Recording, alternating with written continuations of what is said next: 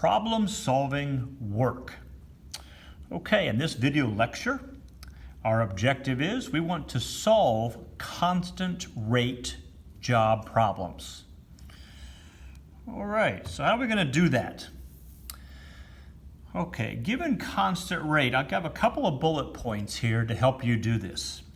The key to these problems is to think in terms of how much each person, each machine, each whatever can do in a given unit or one of time, okay, in a given 1 hour, in a given 1 minute. Whatever the time you're given, you want to come up with how much the person or machine can do in one of those units of time, 1 hour, 1 minute, etc. So a couple of examples here. If I can paint a house in 12 hours, okay, then that means I can paint 1/12 of the house in 1 hour. So the unit of time is, hours of time, okay, the unit of time is hours. In 1 unit, I put 1/12. Okay, if I can do the entire house in 12 hours, I can do 1/12 of the house in 1 hour. And that's the key to these problems. If together, we can paint a house in T hours, okay, then together, we can paint 1/T of the house in 1 hour. Okay, so if it takes us 3 hours to do it together, then we can paint 1/3 of the house in 1 hour. Okay, so we have to recognize our units are hours, and we want a given one of those. If it takes 12 hours for me to do it, I can do 1/12 in 1 hour. If it takes T hours to do it together, we can do 1/T in 1 hour. Okay, second tip on these problems is consider making a table.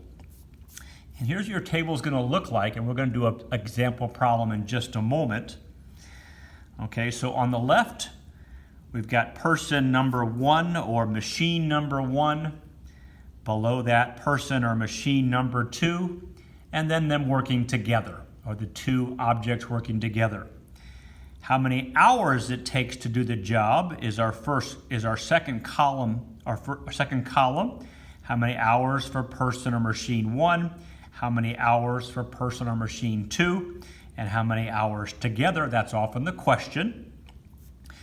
And in the third column over here, what part of the job is done in 1 hour? Okay, in 1 hour, how much can person or machine number 1 do? In 1 hour, how much can person or machine number 2 do? And together, in how much can be done in 1 hour? Okay, let's take a look at an example. Okay, so we've got Jacqueline, who can weed a garden by herself, okay, in 4 hours. And again, we're assuming constant rate, so we're assuming that she's just constantly staying at it at the same work rate. Okay, Ethan can weed the same garden by himself in 6 hours. Okay, if they work together, how long will it take them to weed the garden? So this is a fairly straightforward example of these constant rate work problems, okay? How long is it going to take us to do it together? Okay, so our step, let's remember, I'll go back to this briefly. We've been following this chart here for strategies for solve. Step 1, read it carefully.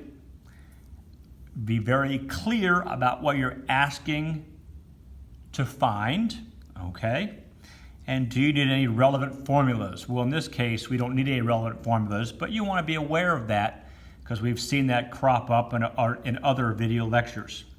Step 2, if possible, or if it's applicable, draw a picture that can help you.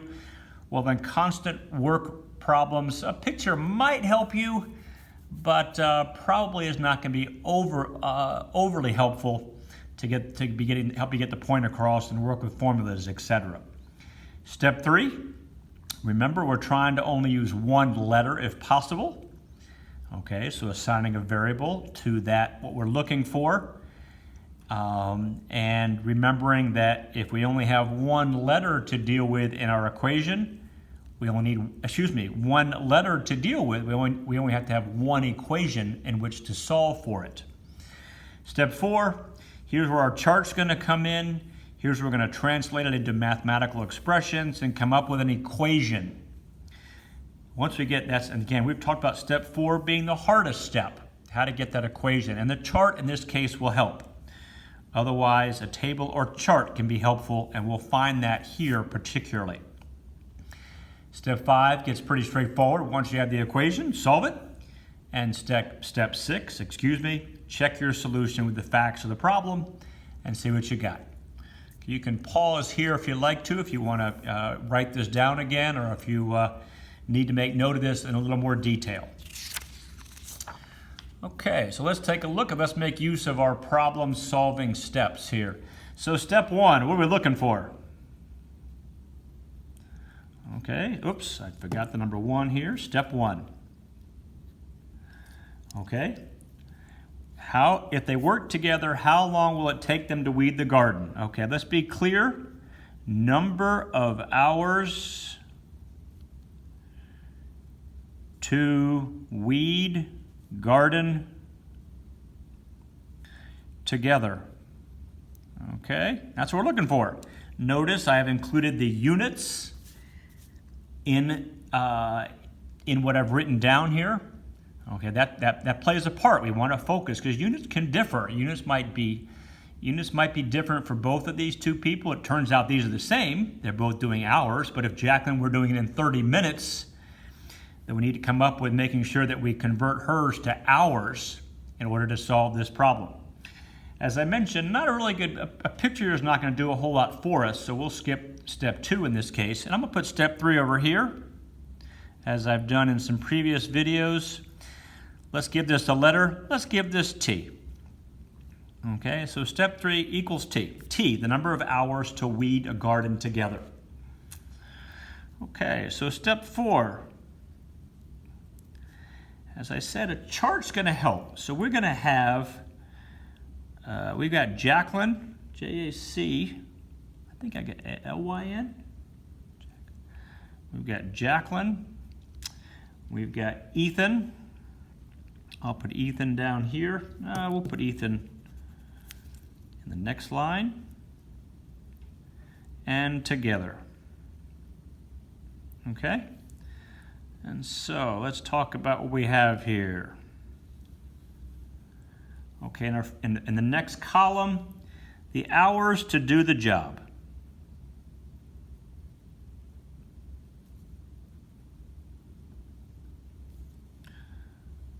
Okay, let's see. Jacqueline can do it in 4 hours. Ethan can do it in 6 hours. Together, be careful. Together, they don't do it in 10 hours. Together is what we don't know. Number of hours to weed garden together. We don't know the answer to that, and we called that unknown T.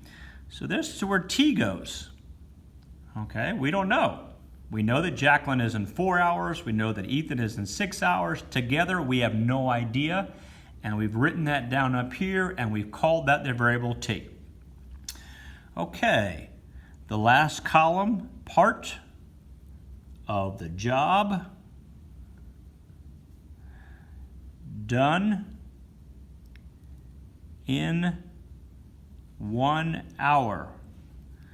Okay, well, if Jacqueline it takes Jacqueline 4 hours, she does 1/4 of the job in 1 hour. If Ethan can do the job in 6 hours, he does 1/6 of the job in 1 hour. And if it takes them T hours to do the job together, they can do 1/T of the job in 1 hour. Okay, so here's our units. Here's our unit and our time label, 1 hour. Okay, so what do we know?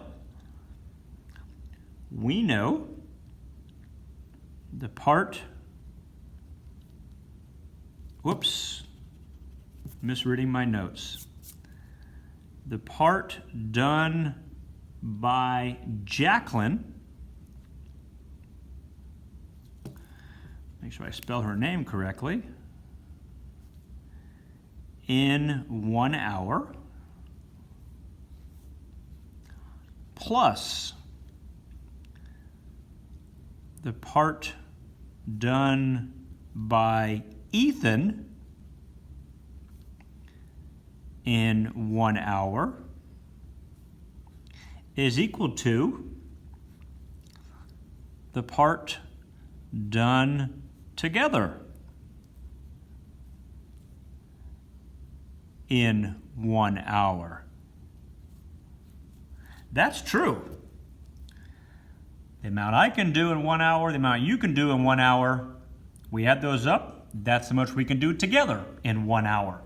And so this is really the most important component, is setting up this in words to have it make sense as to what the problem is asking. And this one is fairly straightforward in that we're just working together and we're just going to add these two things up. Well, the part done by Jacqueline is 1/4. Here's my equation. 1/4 plus the part done by Ethan in 1 hour is 1/6. And that's equal to the part done together in 1 hour, which is 1/t. And now we're set. Again, step 4 is the most difficult step, kind of putting it together. The table makes a big difference, but then you've got to come up with this equation that is dependent upon the problem. So now we're at step 5. We got to solve this, and I'm going to rewrite this equation. 1/4 plus 1/6 equals 1/t. Okay, what I've been talking about is I'm not big on fractions. I noticed that the lowest common multiple of the denominators is 12 times t. Okay, 4 goes into 12t 3t times. 6 goes into 12t 2t times, and t goes into 12t 12 times.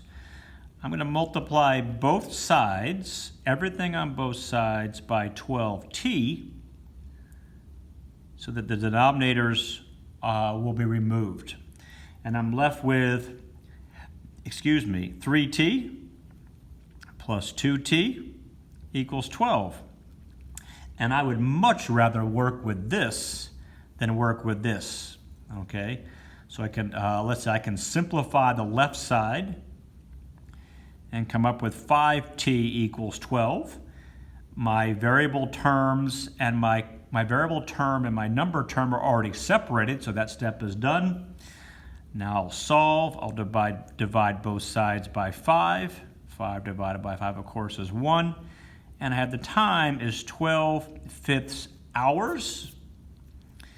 Okay, which equal, let's see, I'll tell you what, let's write this down. This is, which equals 2 2/5 hours, which equals 2/5 as a decimals is 0.4 hours, and 4/10 of an hour, well, 1/10 is 6 minutes, so this would be 2 hours and 24 minutes. It depends on, I guess, how they ask you for the answer.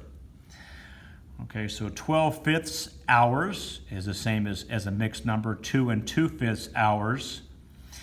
As a decimal, 2.4 hours. And if you wanted hours and minutes, well, you have 2 hours here, and a little less than half an hour. 4/10 of an hour is 24 minutes. Okay, let's check it, see if it makes sense. Okay, step 6. Okay, I'm going to go back to right here, I think. Does 1/4 plus 1/6 equal ? Well, let's use this one. Let's use the decimal equivalent because it'll be a little easier to write as a fraction. Does that equal 1/2.4? That's a good question. I'm going to put both those in my calculator. Let's see, 1/4 plus 1/6 I got 0.416 repeating. Okay, 1 divided by 2.4. And I got the same thing, 0.416 repeating. So I feel pretty good that the answer is correct. Okay, so a brief recap. What matters is recognizing that you want to be focused on part of the job done in 1 hour, because you can use this to write your equation down. So this table, which results in this piece, is very helpful for writing down the applicable equation, which might have addition and might have subtraction, and maybe you have a water pipe that's losing water, so you'd be subtracting the part that it's losing, etc. And once you have the equation, you'll notice it's a rational equation, and so multiplying through by the lowest common multiple of the denominators is a good suggestion.